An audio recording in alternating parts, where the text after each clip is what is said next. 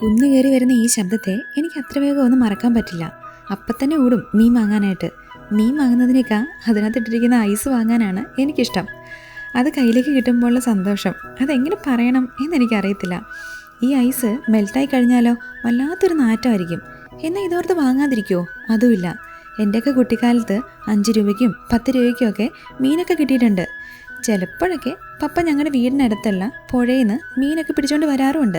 കല്ലേമുട്ടി, കൂരൽ, Aaron, പരൽ, കറ്റി ഈ പറഞ്ഞ മീനുകളാണ് അധികവും മലയിൽ കിട്ടാറുള്ളത്. ഈ പുഴമീൻ കടൽ മീനിൻ്റെ അത്ര ടേസ്റ്റ് ഉണ്ടെന്ന് എനിക്ക് തോന്നിയിട്ടില്ല കേട്ടോ. പിന്നെ ഇത് ക്ലീൻ ചെയ്തെടുക്കാനും കുറച്ചധികം പാടാണ്. മീനിനെ ചാരത്തിനകത്തിട്ട് പുരട്ടി നല്ല അരവുള്ള കല്ല് നോക്കിയെടുത്ത് അതിനകത്തിട്ട് ഉരച്ചിട്ട് വേണം ഇത് ക്ലീൻ ചെയ്തെടുക്കാനായിട്ട്. കുറേയൊക്കെ കറി വെക്കും, കുറേ വറക്കും, പിന്നെ കുറച്ചൊക്കെ ഉണക്കിയും വെക്കാറുണ്ട്. തൽക്കാലം എൻ്റെ ഈ വിശേഷം ഇവിടെ വെച്ച് നിർത്താം. നമ്മൾ കുറച്ച് ദിവസമായി മീൻ വാങ്ങണമെന്ന് വിചാരിക്കുന്നു. അതുകൊണ്ട് ഇന്ന് നേരെ മാർക്കറ്റിലേക്ക് പോയി അവിടെ ചെന്ന് ഒട്ടുമിക്ക മീനിൻ്റെയും പേരും വിലയും ഒക്കെ ചോദിക്കും. ചുമ്മാ ഒരു രസം.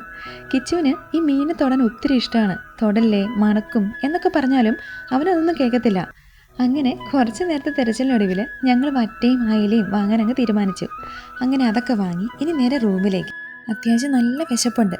കാര്യങ്ങളൊക്കെ വേഗം നോക്കട്ടെ. എന്നാൽ ഇനി അടുത്ത വീഡിയോ കാണാം. ശരി എന്നാൽ.